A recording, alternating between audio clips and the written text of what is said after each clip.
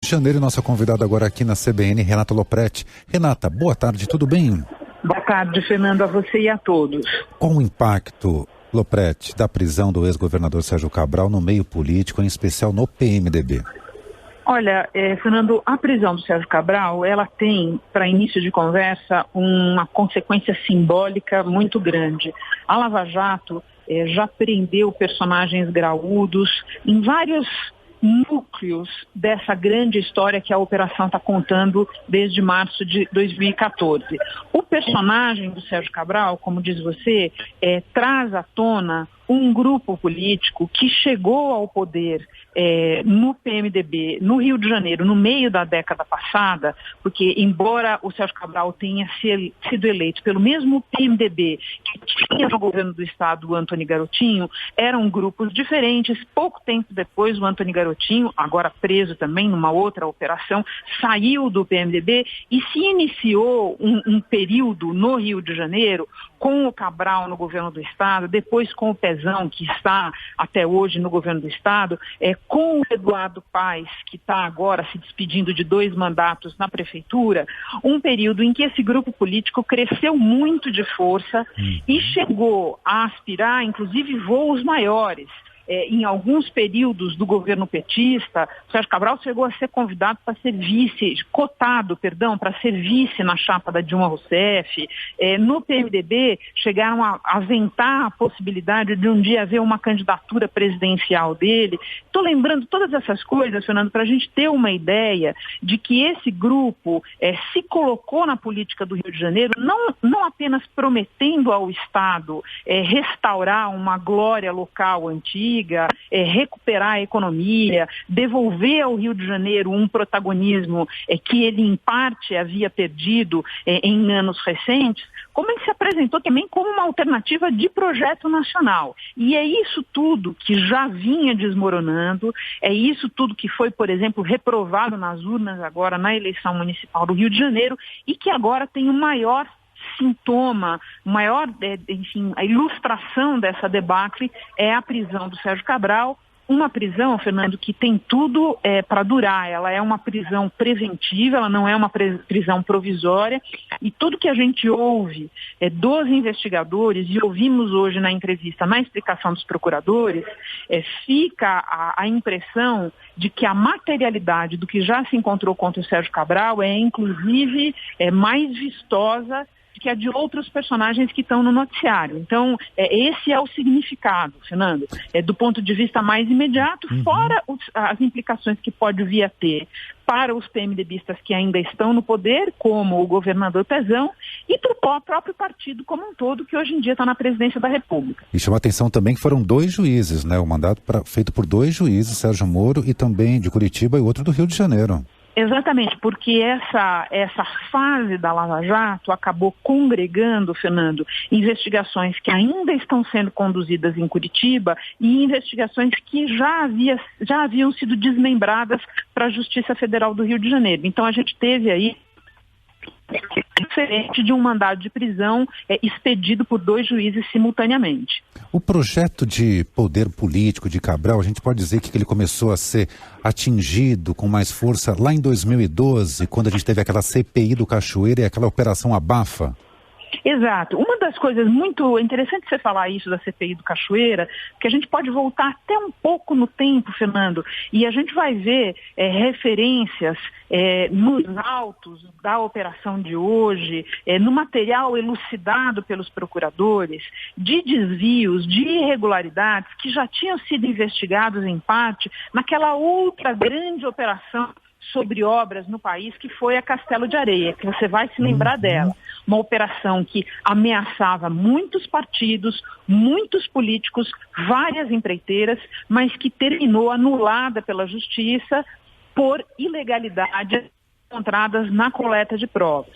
durante muito tempo, alvos já atingidos e potenciais da Operação Lava Jato, tanto no meio político quanto no meio empresarial, tinham a esperança, Fernando, de que o futuro da Lava Jato fosse parecido com a Castelo de Areia e que uma hora ela fosse morrer. E não é o que a gente está acontecendo. Então, a operação de hoje, ela resgata algumas histórias que a gente já tinha vislumbrado na Castelo de Areia e resgata também, como você bem colocou aí, o personagem do Fernando Cavendish, da empreiteira Delta, que veio a público ali na CPI do Cachoeira e que também foi materializado para as pessoas, para o cidadão comum, quando começaram a vir à tona coisas estranhas, para dizer o mínimo, sobre a vida do Sérgio Cabral, sobre a proximidade dele com o Fernando Cavendish, que ficou evidente naquele trágico episódio da queda do helicóptero, que todo mundo há de lembrar também, que ficou evidente também depois na revelação daquelas fotos da viagem conjunta a Paris, não só de Cavendish e Cabral, mas de várias pessoas do governo Cabral, inclusive várias pessoas que foram presas na operação de hoje, aquela famosa foto que ficou conhecida como a turma do guardanapo. Eles estavam com o guardanapo na cabeça, né? Guardanapo na cabeça. E olha só a ironia do destino. O furo jornalístico, entre aspas, dessa viagem, da foto, veio por meio de um blog de um adversário político que era nada menos do que o ex-governador Antony Garotinho. Está preso. Antony Garotinho foi preso ontem e assim, Fernando, a gente quebra mais um recorde de tantos que a gente vem quebrando nessa Operação Lava Jato, que certamente em qualquer lugar do mundo que você contar, que num dia foi preso um ex-governador do Rio e que no dia seguinte foi preso outro, ninguém vai acreditar, né, Fernando? É isso. Lopretti, o próprio juiz Sérgio Moro, ele disse que usou a crise econômica do Rio de Janeiro como uma das justificativas para decretar essa prisão preventiva de Sérgio Cabral. E a gente está vendo a dificuldade na aprovação dessas medidas por parte do Pezão. O impacto disso na situação financeira do Rio. Como pedir agora para a população? Ou então tentar fazer com que ganhe menos, ou taxar mais, fica extremamente difícil. Isso Fernando, se você olhar, isso é um problema nacional no momento e muito específico do Rio de Janeiro. Eu digo nacional porque a recessão afeta o país todo. O governo federal está implementando e tentando implementar uma série de medidas restritivas e é evidente que a gravidade da situação exigiria das nossas autoridades todas, do Executivo, do Legislativo, do Judiciário, que demonstrassem para a população uma disposição real de cortar na própria pele, ao mesmo tempo que estão sendo pedidos esses sacrifícios da população. Nós não vimos nada parecido com isso acontecer até agora no plano nacional e não vimos também no Rio de Janeiro, onde a situação é mais dramática, Fernando, porque vários dos problemas revelados por essa operação, ou descortinados nessa operação, por exemplo, mecanismos utilizados para garantir o pagamento de propinas, a saber, aditivos em obras públicas, oferta de incentivos fiscais a empresas em troca de benefícios como pagamento de propinas. Esses assuntos, Fernando, aditivo em obras, incentivos fiscais, eles são assuntos ali que estão numa pauta que você pode usar para explicar a debacle financeira do Rio de Janeiro, né? Então, torna ainda mais difícil para quem está no cargo e tem que ter que pedir os sacrifícios, reunir o mínimo de condições políticas para fazer isso. O governador Pezão, até o que se revelou aqui, neste momento, na operação de hoje, pessoalmente está resguardado. Eu digo nesse momento, Fernando, porque a gente não sabe o que ainda vai ser revelado. A gente sabe que entre os presos de hoje existe um ex-secretário de obras do governo Cabral, que é o Hudson, que é um personagem historicamente ligado ao governador Pezão.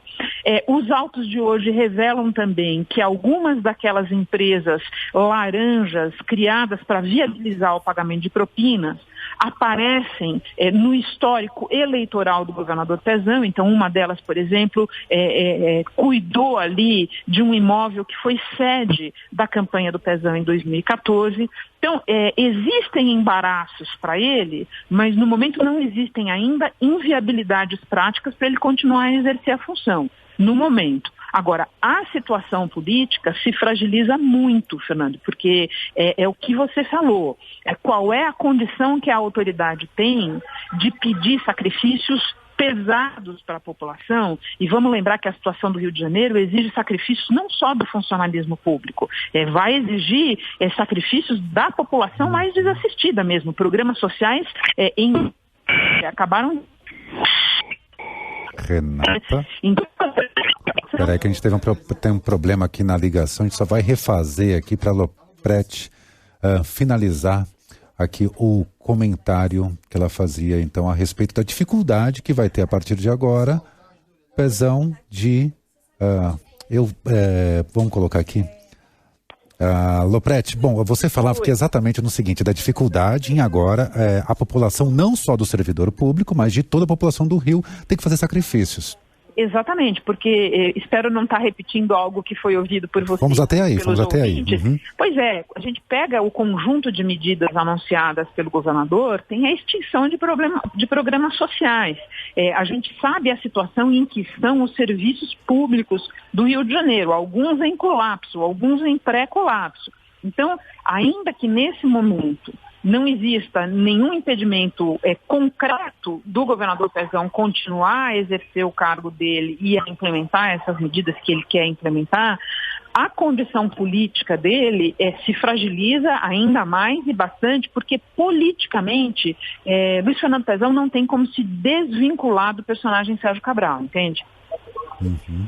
Tá certo. Lopretti, mais uma vez, obrigado pela participação aqui na CBN. Prazer. Uma boa tarde. Tudo meu, Fernando. Muito obrigado. Boa tarde para todos nós. Obrigado. Renata Lopretti, comentarista aqui da CBN, também da Globo News.